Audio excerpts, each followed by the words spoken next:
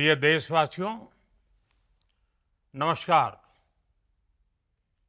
हम सभी ने बीते दिनों में देश का सामर्थ्य और उसका संयम दोनों देखा है। मैं सबसे पहले भारत की पराक्रमी सेनाओं को, सशस्त्र बलों को, हमारी खुफिया एजेंसियों को, हमारे वैज्ञानिकों को, हर भारतवासी की तरफ से सैल्यूट करता हूं। हमारे वीर सैनिकों ने ऑपरेशन सिंदूर के लक्ष्यों की प्राप्ति के लिए असीम शौर्य का प्रदर्शन किया। मैं उनकी वीरता को, उनके साहस को, उनके पराक्रम को आज समर्पित करता हूं हमारे देश की हर माता को, देश की हर बहन को और देश की हर बेटी को ये पराक्रम समर्पित करता हूं। साथियों, 22 अप्रैल को पहलगाम में आतंकवादियों ने जो बर्बरता दिखाई थी, उसने देश और दुनिया को झकझोर दिया था। छुट्टियां मना रहे निर्दोष मासूम नागरिकों को धर्म पूछकर उनके परिवार के सामने, उनके बच्चों के सामने बेरहमी से मार डालना, यह आतंक का बहुत विभत्स चेहरा था, क्रूरता थी। ये देश के सद्भाव को तोड़ने की घिनौनी कोशिश भी थी। मेरे लिए व्यक्तिगत रूप से ये पीड़ा बहुत बड़ी थी। इस आतंकी हमले के बाद सारा राष्ट्र, हर नागरिक, हर समाज, हर वर्ग, हर राजनीतिक दल एक स्वर में आतंक के खिलाफ कड़ी कार्रवाई के लिए उठ खड़ा हुआ।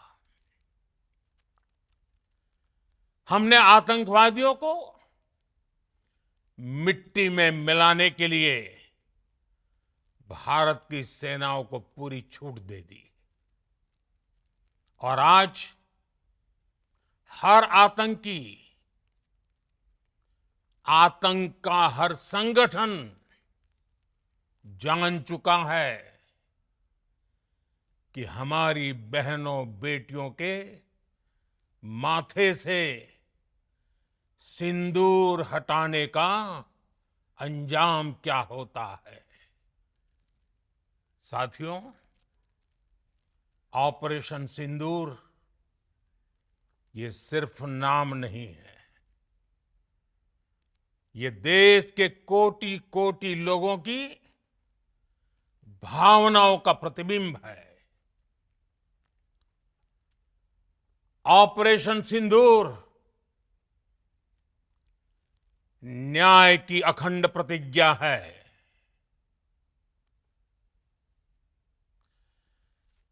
6 मई की देर रात, 7 मई की सुबह पूरी दुनिया ने इस प्रतिज्ञा को परिणाम में बदलते देखा है। भारत की सेनाओं ने पाकिस्तान में आतंक के ठिकानों पर, उनके ट्रेनिंग सेंटर्स पर सटीक प्रहार किया। आतंकियों ने सपने में भी नहीं सोचा था कि भारत इतना बड़ा फैसला ले सकता है। लेकिन जब देश एकजुट होता है, नेशन फर्स्ट की भावना से भरा होता है, राष्ट्र सर्वोपरि होता है, तो फौलादी फैसले लिए जाते हैं, परिणाम लाकर दिखाए जाते हैं। जब पाकिस्तान में आतंक के अड्डों पर भारत की मिसाइलों ने हमला बोला, भारत के ड्रोन्स ने हमला बोला, तो आतंकी संगठनों की इमारतें नहीं, बल्कि उनका हौसला भी थर्रा गया। बहावलपुर और मुरिद के जैसे आतंकी ठिकाने एक प्रकार से ग्लोबल टेररिज्म की यूनिवर्सिटीज रही है। दुनिया में कहीं पर भी जो बड़े आतंकी हमले हुए हैं, चाहे 9/11 हो, चाहे लंदन ट्यूब बॉम्बिंग हो, या भारत में दशकों से जो बड़े बड़े आतंकी हमले हुए हैं, उन सब के तार कहीं ना कहीं आतंक के इन्हीं ठिकानों से जुड़ते रहे हैं। आतंकियों ने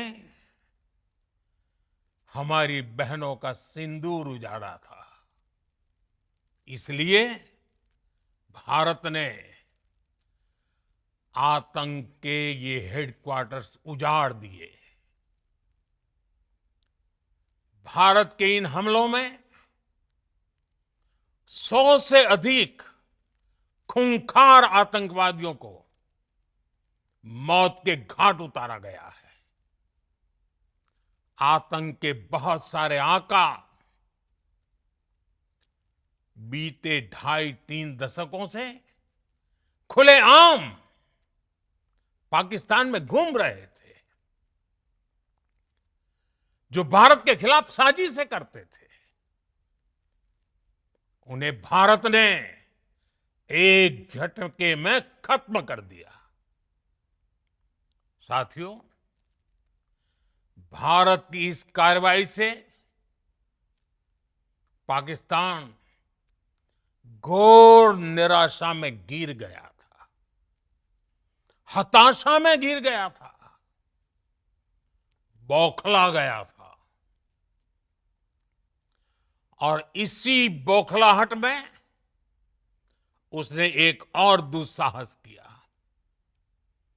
आतंक पर भारत की कार्रवाई का साथ देने के बजाय पाकिस्तान ने भारत पर ही हमला करना शुरू कर दिया। पाकिस्तान ने हमारे स्कूलों, कॉलेजों को, गुरुद्वारों को, मंदिरों को, सामान्य नागरिकों के घरों को निशाना बनाया। पाकिस्तान ने हमारे सैन्य ठिकानों को निशाना बनाया। लेकिन इसमें भी पाकिस्तान खुद बेनकाब हो गया। दुनिया ने देखा कि कैसे पाकिस्तान के ड्रोन्स, पाकिस्तान की मिसाइलें भारत के सामने तिनके की तरह बिखर गई। भारत के सशक्त एयर डिफेंस सिस्टम ने उन्हें आसमान में ही नष्ट कर दिया। पाकिस्तान की तैयारी सीमा पर वार की थी, लेकिन भारत ने पाकिस्तान के सीने पर वार कर दिया। भारत के ड्रोन्स, भारत की मिसाइलों ने सटीकता के साथ हमला किया। पाकिस्तानी वायुसेना के उन एयरबेस को नुकसान पहुंचाया, जिस पर पाकिस्तान को बहुत घमंड था। भारत ने पहले 3 दिनों में ही पाकिस्तान को इतना तबाह कर दिया, जिसका उसे अंदाजा भी नहीं था। इसलिए भारत की आक्रामक कार्रवाई के बाद पाकिस्तान बचने के रास्ते खोजने लगा। पाकिस्तान दुनिया भर में तनाव कम करने के लिए गुहार लगा रहा था, और बुरी तरह पीटने के बाद इसी मजबूरी में 10 मई की दोपहर को पाकिस्तानी सेना ने हमारे डीजीएमओ को संपर्क किया। तब तक हम आतंकवाद के इंफ्रास्ट्रक्चर को बड़े पैमाने पर तबाह कर चुके थे। आतंकियों को मौत के घाट उतार दिया गया था। पाकिस्तान के सीने में बसाए गए आतंक के अड्डों को हमने खंडहर बना दिया था।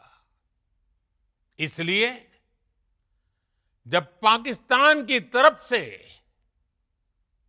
गुहार लगाई गई, पाकिस्तान की तरफ से जब ये कहा गया कि उसकी ओर से आगे कोई आतंकी गतिविधि और सैन्य दुस्साहस नहीं दिखाया जाएगा, तो भारत ने भी उस पर विचार किया। और मैं फिर दोहरा रहा हूं, हमने पाकिस्तान के आतंकी और सैन्य ठिकानों पर अपनी जवाबी कार्रवाई को अभी सिर्फ स्थगित किया है। आने वाले दिनों में हम पाकिस्तान के हर कदम को इस कसौटी पर मापेंगे कि वो क्या रवैया अपनाता है। साथियों, भारत की तीनों सेनाएं, हमारी एयरफोर्स, हमारी आर्मी और हमारी नेवी, हमारी border security force BSF, Bharat के अर्धसैनिक बल लगातार अलर्ट पर है। सर्जिकल स्ट्राइक और एयर स्ट्राइक के बाद अब ऑपरेशन सिंदूर आतंक के खिलाफ भारत की नीति है। ऑपरेशन सिंदूर ने आतंक के खिलाफ लड़ाई में एक नई लकीर खींच दी है। एक नया पैमाना, न्यू नॉर्मल तय कर दिया है। पहला, भारत पर आतंकी हमला हुआ तो मुंह तोड़ जवाब दिया जाएगा। हम अपने तरीके से, अपनी शर्तों पर जवाब देकर रहेंगे। हर उस जगह जाकर कठोर कार्रवाई करेंगे जहां से आतंक की जड़ें निकलती हैं। दूसरा, कोई भी न्यूक्लियर ब्लैकमेल भारत नहीं सहेगा। न्यूक्लियर ब्लैकमेल की आड़ में पनप रहे आतंकी ठिकानों पर भारत सटीक और निर्णायक प्रहार करेगा। तीसरा, हम आतंक की सरपरस्त सरकार और आतंक के आकाओं को अलग अलग नहीं देखेंगे। ऑपरेशन सिंदूर के दौरान दुनिया ने पाकिस्तान का वो घिनौना सच फिर देखा है, जब मारे गए आतंकियों को विदाई देने पाकिस्तानी सेना के बड़े बड़े अफसर उमड़ पड़े। स्टेट स्पॉन्सर्ड टेररिज्म का ये बहुत बड़ा सबूत है। हम भारत और अपने नागरिकों को किसी भी खतरे से बचाने के लिए लगातार निर्णायक कदम उठाते रहेंगे। साथियों, युद्ध के मैदान पर हमने हर बार पाकिस्तान को धूल चटाई है और इस बार ऑपरेशन सिंदूर ने नया आयाम जोड़ा है। हमने रेगिस्तानों और पहाड़ों में अपनी क्षमता का शानदार प्रदर्शन किया और साथ ही न्यू एज वॉरफेयर में भी अपनी श्रेष्ठता सिद्ध की। इस ऑपरेशन के दौरान हमारे मेड इन इंडिया हथियारों की प्रामाणिकता सिद्ध हुई। आज दुनिया देख रही है 21वीं सदी के वॉरफेयर में made in India defence equipments,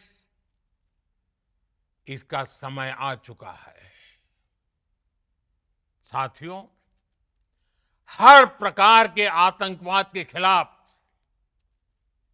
हम सभी का एकजुट रहना, हमारी एकता हमारी सबसे बड़ी शक्ति है। निश्चित तौर पर ये युग युद्ध का नहीं है, लेकिन ये युग आतंकवाद का भी नहीं है। टेररिज्म के खिलाफ जीरो टॉलरेंस, ये एक बेहतर दुनिया की गारंटी है। साथियों, पाकिस्तानी फौज, पाकिस्तान की सरकार जिस तरह आतंकवाद को खाद पानी दे रहे हैं, वो एक दिन पाकिस्तान को ही समाप्त कर देगा। पाकिस्तान को अगर बचना है तो उसे अपने टेरर इंफ्रास्ट्रक्चर का सफाया करना ही होगा। इसके अलावा शांति का कोई रास्ता नहीं है। भारत का मत एकदम स्पष्ट है। टेरर और टॉक एक साथ नहीं हो सकते। टेरर और ट्रेड एक साथ नहीं चल सकते और पानी और खून भी एक साथ नहीं बह सकता। मैं आज विश्व समुदाय को भी कहूंगा, हमारी घोषित नीति रही है अगर पाकिस्तान से बात होगी तो टेररिज्म पर ही होगी। अगर पाकिस्तान से बात होगी तो पाक ऑक्युपाइड कश्मीर पीओके उस पर ही होगी। प्रिय देशवासियों, आज बुद्ध पूर्णिमा है। भगवान बुद्ध ने हमें शांति का रास्ता दिखाया है। शांति का मार्ग भी शक्ति से होकर जाता है। मानवता शांति और समृद्धि की तरफ बढ़े, हर भारतीय शांति से जी सके, विकसित भारत के सपने को पूरा कर सके, इसके लिए भारत का शक्तिशाली होना बहुत जरूरी है। और आवश्यकता पड़ने पर इस शक्ति का इस्तेमाल भी जरूरी है। और पिछले कुछ दिनों में भारत ने यही किया है। मैं एक बार फिर भारत की सेना और सशस्त्र बलों को सैल्यूट करता हूं। हम भारतवासी के हौसले, हर भारतवासी का एकजुटता का शपथ, संकल्प, मैं उसे नमन करता हूं। बहुत बहुत धन्यवाद।